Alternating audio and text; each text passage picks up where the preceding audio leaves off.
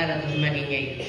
Entón, Darío, que sempre estaba disposto para colaborar e para facer todo aquilo que se lle pedira, por certo, como antes suliñaba, un traballador incansable, pois ofreceunos esta maravillosa letra que ademais recorda as múltiples barbaridades que os nosos mariñeiros tiveron que pasar no mar, algún deles moi recente con moitas mortes. Para eles tamén esta canción que acabamos de cantar. E agora vamos a cantar unha canción que leva por título un título raro, que se chama Canción para escribir mañá. Nunca soupen moi ben que quería dicir o título desta canción, pero certo é que fala dun neno que nunha aldea que podía ser tranquilamente en Roás, pois falaba das penurias que tiña e das ansias que tiña por vivir o mañán.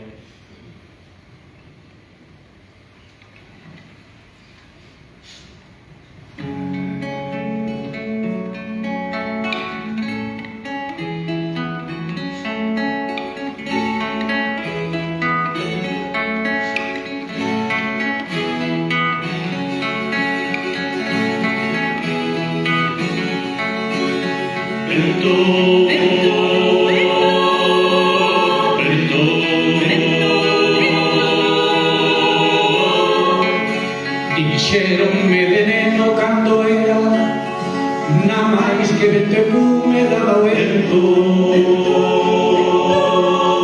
sen sempre un alma pura, un sentimento dentro das estrelas, primavera, vento, vento,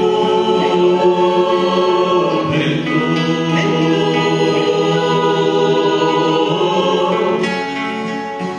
Uns anos despois o ser inferno dun bosco escomenzado abrirse a vida.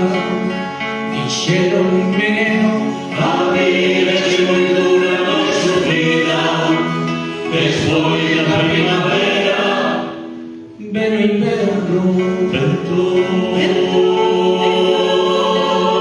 vento, vento.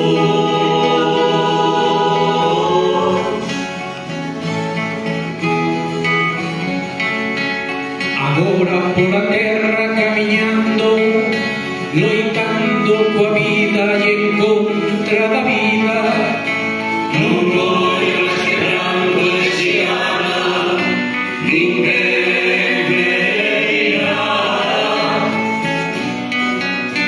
ninguén me dirá, ninguén.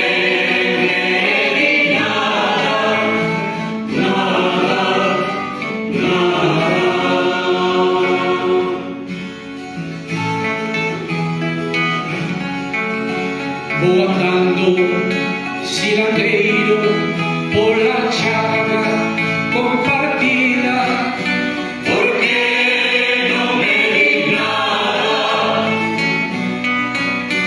porque non me di nada, ninguén me dirá,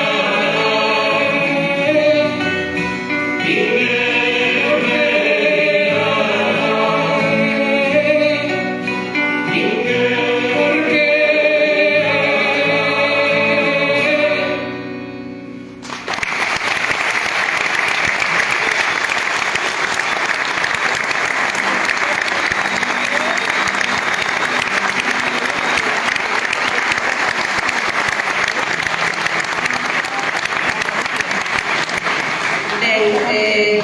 O tempo faise curto, pero nos que levades xa tanto tempo aquí, pois seguro que xa é longo. Entón, a nosa pequena homenaxe ao Darío é cantando, como non podía ser de outra maneira, porque era o único que lle ganábamos, porque o Darío cantaba moi mal, escribía moi ben, e fixo...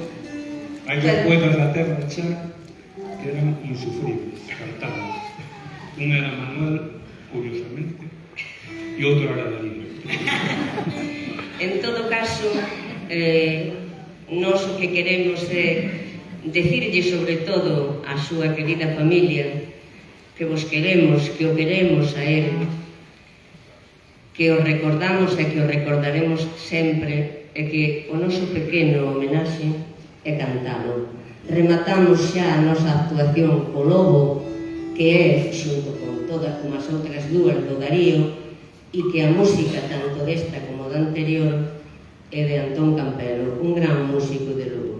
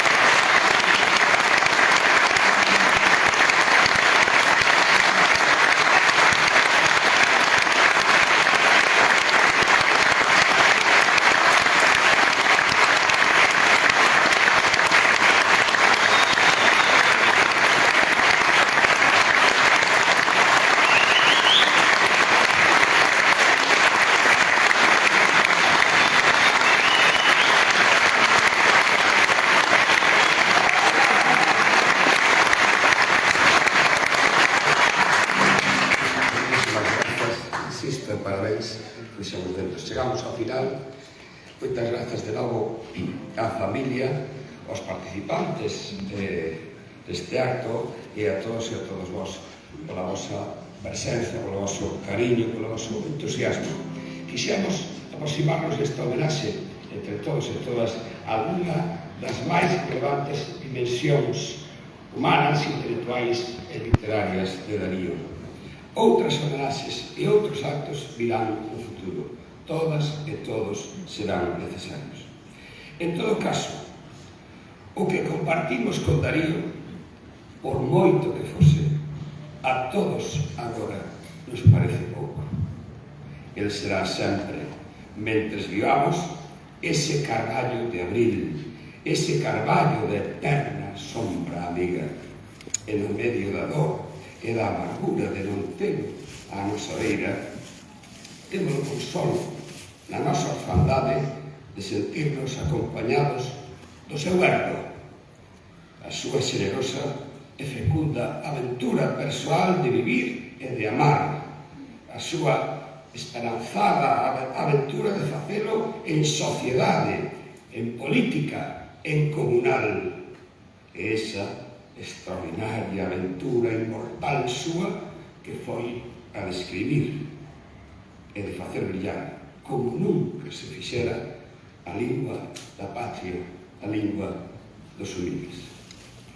A Fundación Rosalía de Castro, como recoñecemento póstumo a Darío Xorcabana, outorgalle a súa máxima distinción, que é a Rosa de Galicia, por ser amigo e protector da Casa de Rosalía, por ser fiel e brillante seguidor dos camiños e principios rosalianos. Por favor, Amelia Sur.